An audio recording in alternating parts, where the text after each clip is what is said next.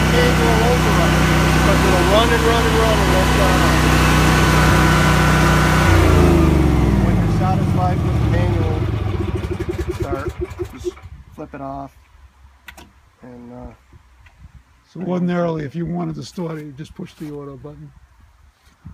if you just want to start it, press the manual override button right here, this circle. Oh, but that should always be on auto. Yes, absolutely. You really only use it when you want to shut it off, cycle it. Okay.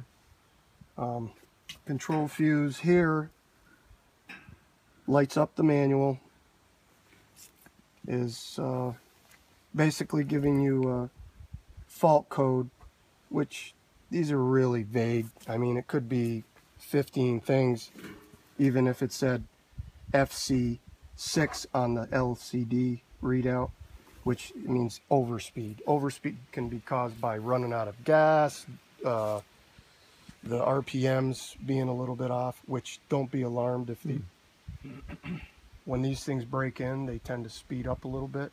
The sensor on it will kill it if it sees it speed up so much as one cycle or two. So it's a governor that has to be very tightly monitored, and just by the breaking in, sometimes I have to come back and reset the RPM if it shuts off. If you get a code when you come up here and you see this thing flashing, it's not going to start when the power goes out because it's flashing a fault code.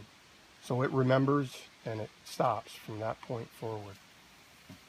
There's oil in here that I can,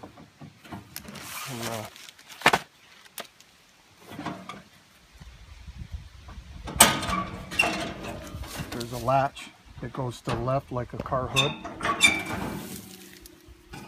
Not like a Ford. Okay. Yeah, like a Ford. Yeah. And then a heat shield, and underneath the heat shield is an oil dipstick. What kind of oil does it take?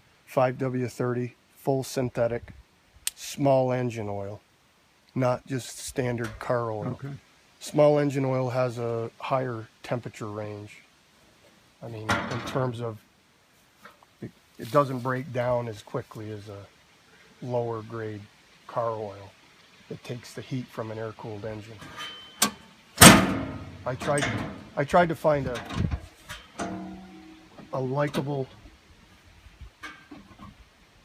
or a comparative off-the-shelf oil, and I can't match up the temperature range, so I end up buying just Briggs & Stratton oil just to cover the warranty, because if you're using Briggs & Stratton oil, there's no way they can go back on the warranty for the engine.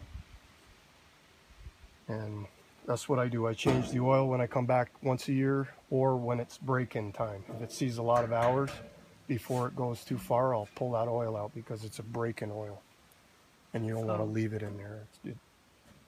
It's got a wear compound in it that helps it wear in.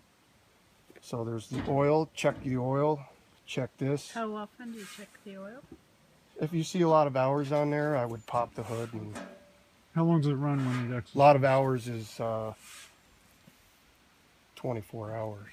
You know, if you got a 24-hour outage, that's pretty uncommon for around here. So you're not going to find yourself having to check the oil very often. But when it hits 25 hours, then I just mentally will tell somebody if it's due for service to go ahead and do it, because the next time it might be 50, and that's over the warranty period. So I call it right around 25.